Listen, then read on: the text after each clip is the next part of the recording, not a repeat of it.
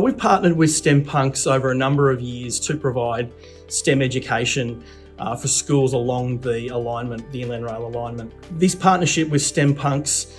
allows us to bring real-world application of technology into the classroom so that our kids and our students in these areas are learning from the best. And we really value the partnership we have with STEM Punks to be able to bring that education to students that would not normally be able to have those sort of experiences. A program like this is very important because it allows the students to actually learn about the industry as well as other projects as well, and it gives them that opportunity to actually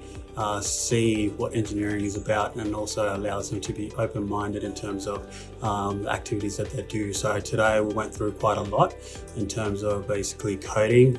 in itself, as well as how AI basically incorporates into that, and I think that's just exceptional for young kids to be learning this early on.